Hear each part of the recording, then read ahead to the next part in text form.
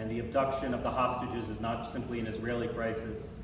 It's not only an American crisis, it's an international crisis affecting more than 40 people. The voices of the survivors deserve to be heard, their stories deserve to be told, and I'm going to do my part in lifting up your story, and we're going to get back your sisters. I know it.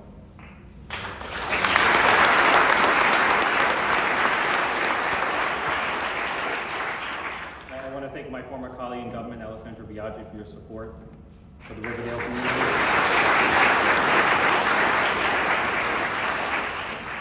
And I simply want to affirm that the United States will stand with Israel as it seeks to defend itself from the deadliest act of terrorism since the Holocaust.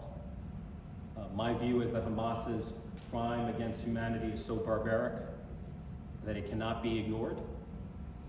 It cannot go unpunished. Hamas must be brought to justice. Israel has every right to do to Hamas what the United States did to ISIS and Al-Qaeda in the 21st century, what the free world did to the Nazis in the 20th century. We must rid the world of their terror.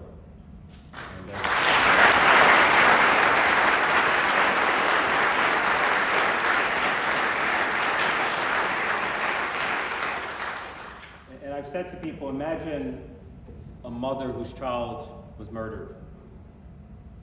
I cannot imagine anything more callous and cruel than telling that mother, you had this coming. You and your people brought this terror upon yourself. For me, this is not about geopolitics. This is not about the Israeli-Palestinian conflict. This is about human decency. It is indecent to blame the victims of terrorism rather than the terrorists themselves.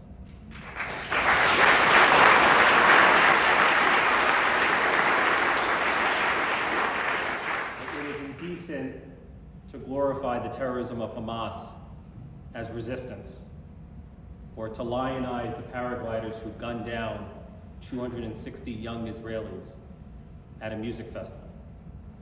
You know, Dr. King once said that the greatest tragedy is not the strident clamor of the bad people, but it's the appalling silence of the good people.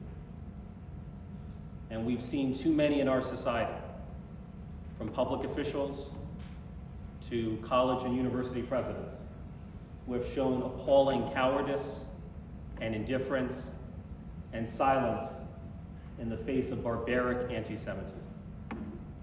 And we should ask ourselves a simple question. If we cannot bring ourselves to condemn the cold-blooded murder of Israeli children and civilians, then what have we become as a society?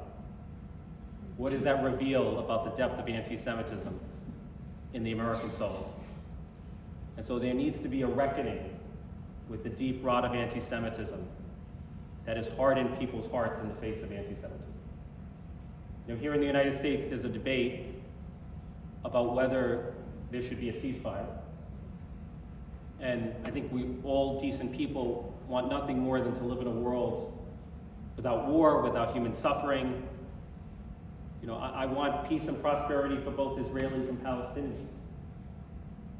But the reality is that if Israel keeps Hamas in power, it runs the risk of Hamas launching an even deadlier terrorist attack in the future.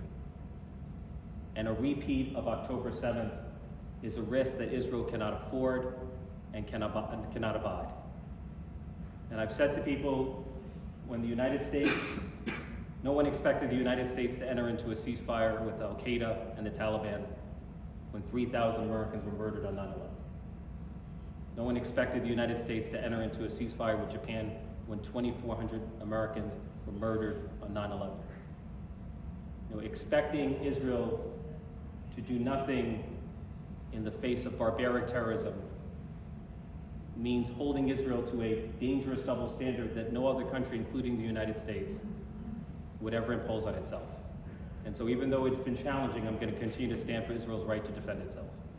As I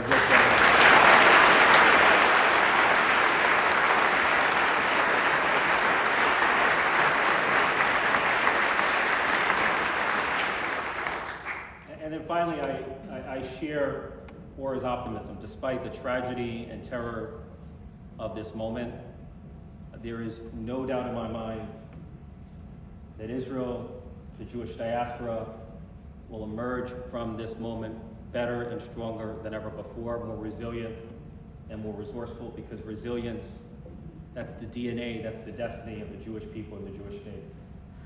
And Israel is going to succeed on the strength of the U.S.-Israel relationship, and I'm going to be a small part of that relationship. You're stuck with me. And so Israel will live on for the next 75 years and beyond. Am Israel Hai. Thank you.